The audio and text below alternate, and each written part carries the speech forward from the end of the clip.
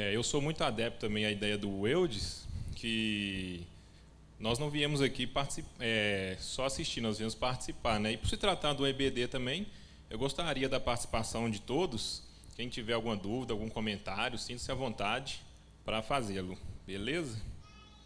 Eu gostaria de falar um pouco a respeito do profeta Jonas e trazendo para nós também um ensinamento a partir de um dos termos do Ragu, que seria o amor.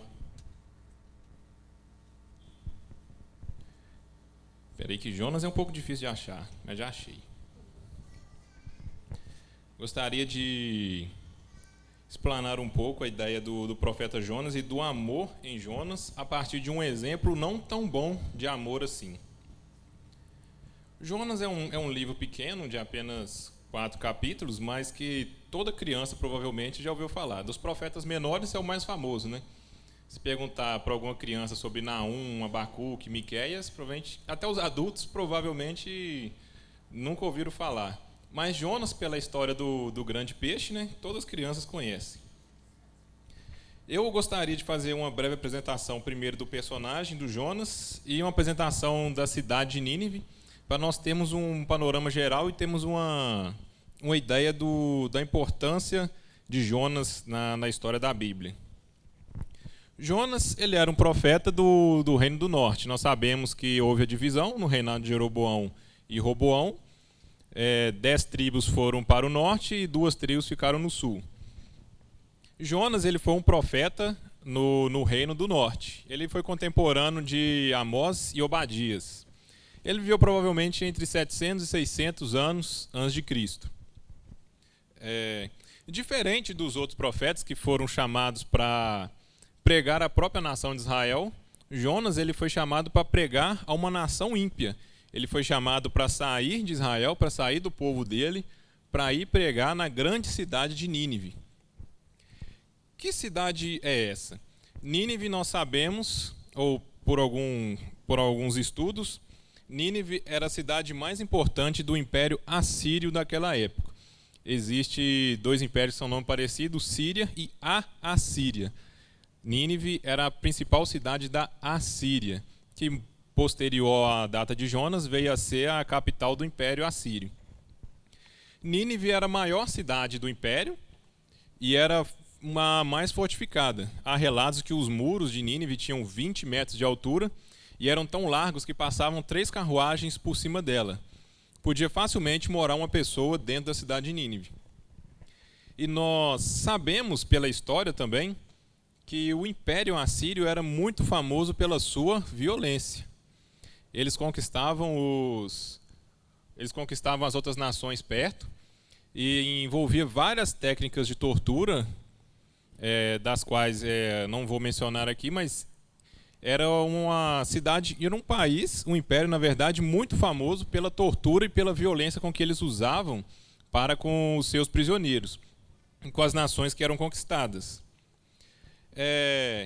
O livro fala, em Jonas 3:3, que a cidade tinha 3 dias, a distância da cidade era de 3 dias para percorrê-la. Quando a Bíblia fala nessa distância, 3 dias normalmente significava 40 quilômetros. Então a extensão de Nínive era aproximadamente 120 quilômetros. Era uma grande coisa.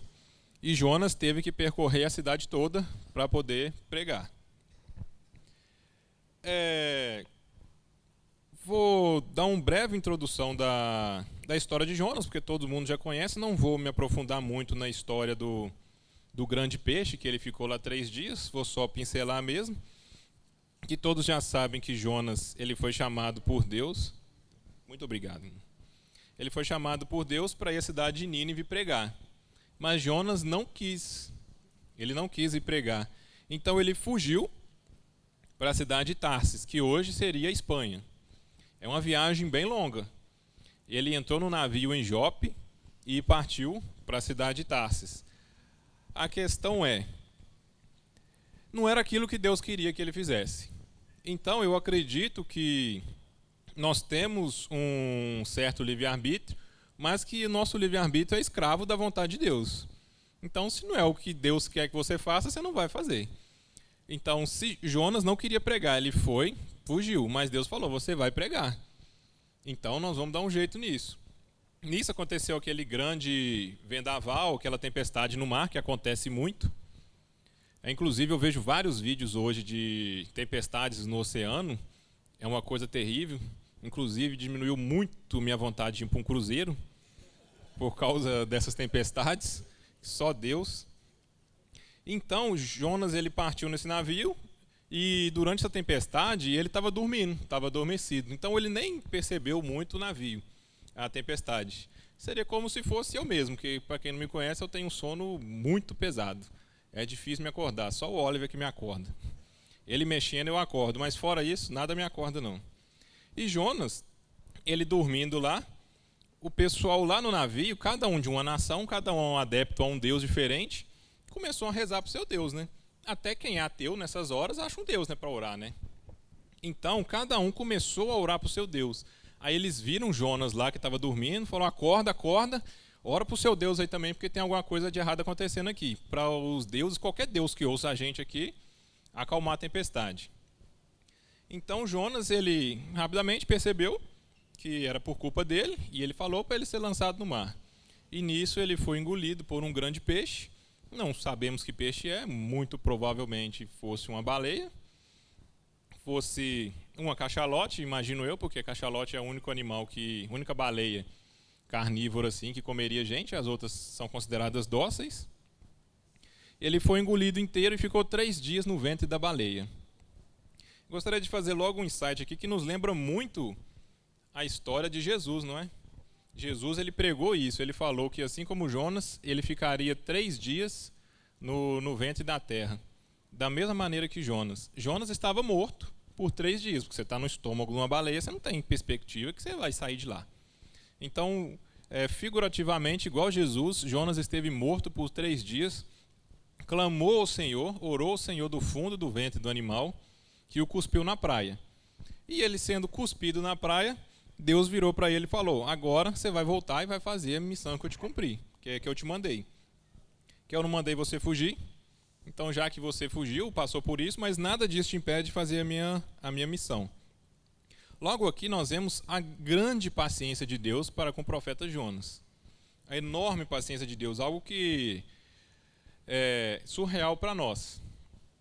Então Jonas ele foi à grande cidade de Nínive e lá ele ficou um dia percorrendo a cidade e começou a pregar. Ele pregou as simples palavras: ainda 40 dias e Nínive será subvertida. Ele andou a cidade de Nínive pregando somente isso. Ainda em 40 dias a cidade de Nínive vai ser subvertida. E aqui nós vemos um grande milagre. Eu tenho para mim que é mais surreal de acreditar nisso do que de uma pessoa ter passado 3 dias no ventre de um peixe e ter saído vivo. Jonas ele pregou uma mensagem e eu vou ler aqui para os irmãos terem uma noção. Jonas 3, a partir do versículo 5. Os ninivitas creram em Deus e proclamaram um jejum, e vestiram-se de panos de saco, desde o maior até o menor. Chegou essa notícia ao rei de Nínive. Ele levantou do seu trono, tirou de si as suas vestes reais, cobriu-se de pano de saco e assentou-se sobre a cinza, e fez-se proclamar e divulgar em Nínive, por mandado real, e seus grandes, nem homens, nem animais, nem bois, nem ovelhas provém coisa alguma, nem os levem ao pasto, nem bebam água, mas sejam cobertos de pano de saco, tanto os homens como os animais, e clamarão fortemente a Deus, e se converterão cada um do seu mau caminho, e da violência que há nas suas mãos. Quem sabe se voltará a Deus, e se arrependerá, e se apartará do furor da sua ira, de sorte que não pereçamos? Viu Deus o que fizeram, como se converteram do teu mau caminho, e Deus se arrependeu do mal que tinha dito, lhes faria e não o fez.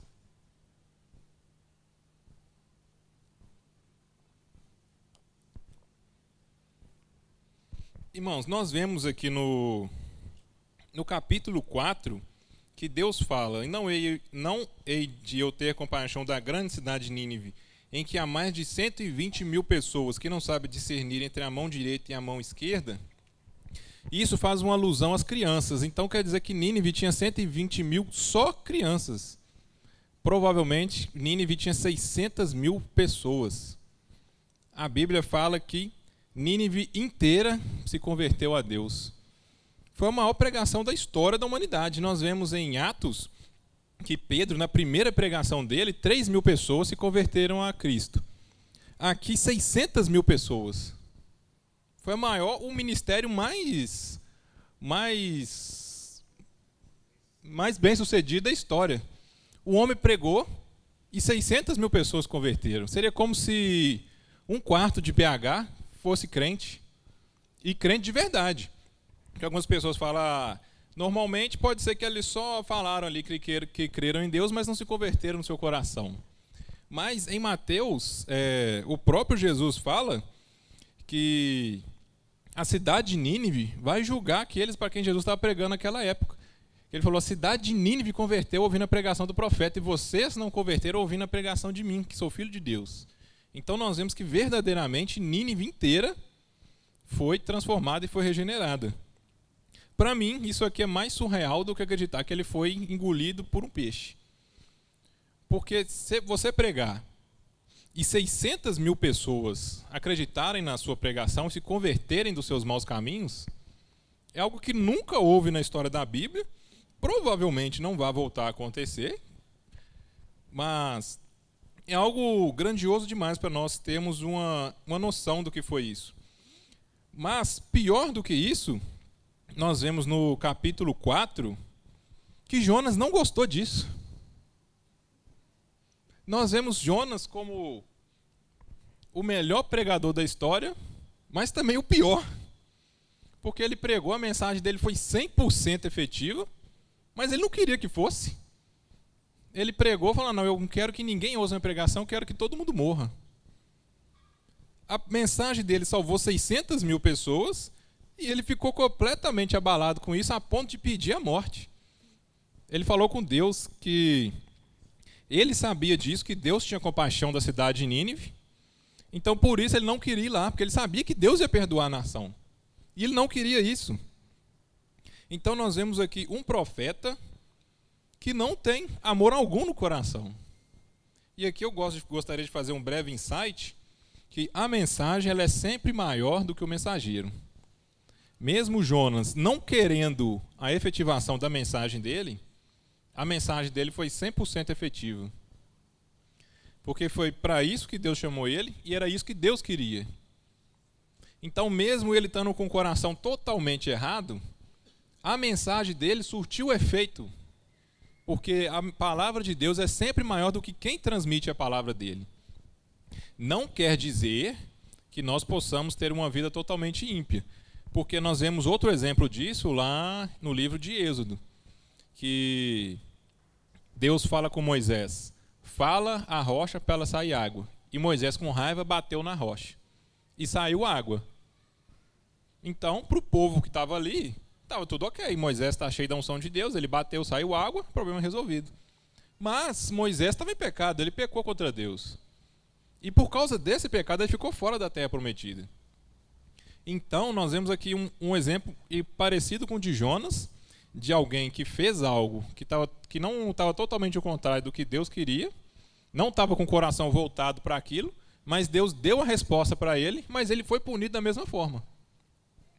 Então, não quer dizer que nós devemos ter uma vida devassa por aí, e que a mensagem de Deus é maior que quem prega, porque não é bem assim. O próprio Moisés ele foi punido e foi castigado por não obedecer à palavra de Deus, mesmo que ela tenha surtido o efeito que Deus queria. Então nós vemos aqui o quanto Jonas ficou irado.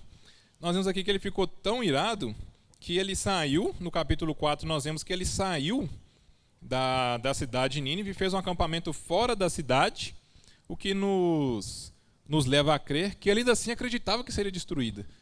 Ele falou, não, vou ficar aqui fora da cidade, né, porque Deus vai mandar enxofre, não sei o que Deus pode querer mandar na cidade, então eu vou ficar aqui fora para eu ver o que vai acontecer. Aí ele viu que não aconteceu nada, ele ficou tão furioso, mas tão furioso, que ele pediu Deus a morte.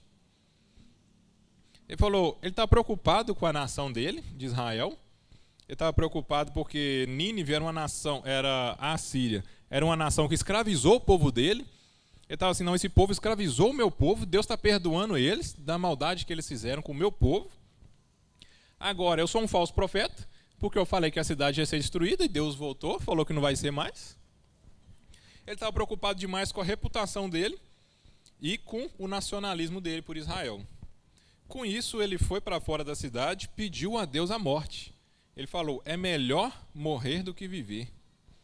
E Deus perguntou, é razoável essa tua ira? Então Deus, quando ele estava lá acampado fora, por causa do calor, Deus fez nascer uma árvore para ele, para fazer sombra do calor. E ele ficou satisfeito com aquela árvore, porque fazia muito calor.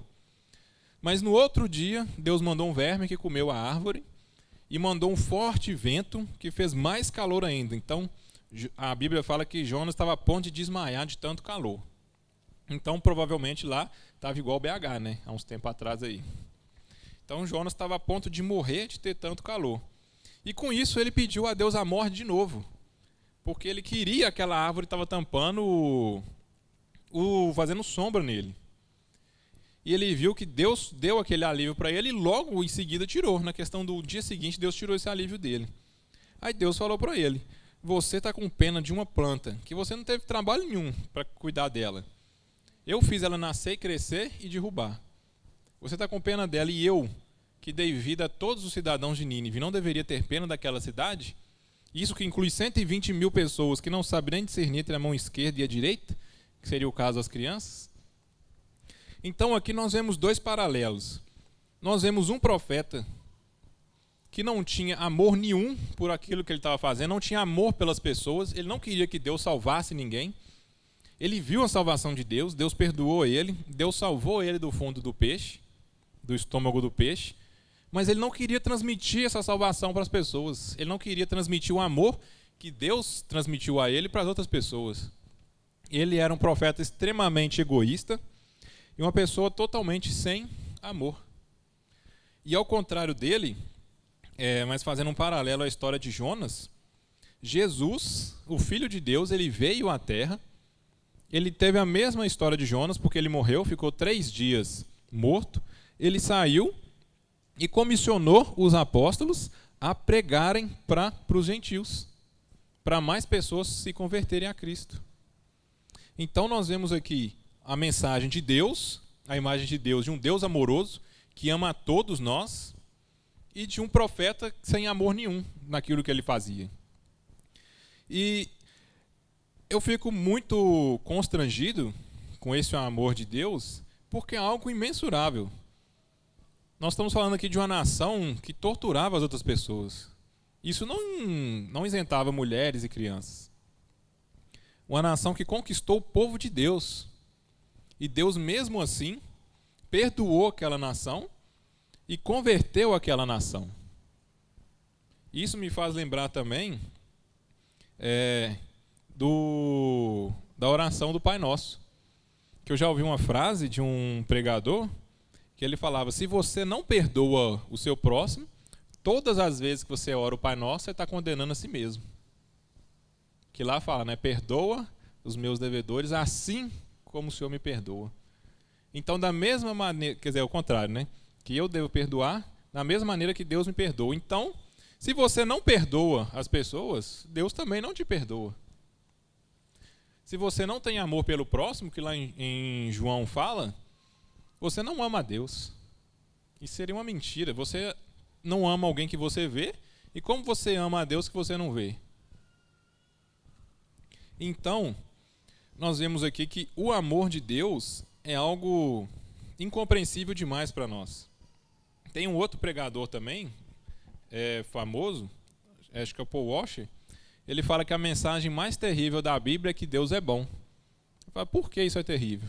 Porque eu não sou. O que uma pessoa, um Deus bom, faria com alguém que só faz ruindade? E Deus continua sendo bom. Ele nos dá o fôlego de vida todos os dias. Ele nos dá saúde. Ele nos dá alimento. Ele nos dá roupa para vestir. Ele nos dá uma família. E nós, muitas vezes, nos achamos bons demais. Mas eu mereço tudo isso que eu tenho. Eu sou uma pessoa boa. Eu pago meus impostos em dia.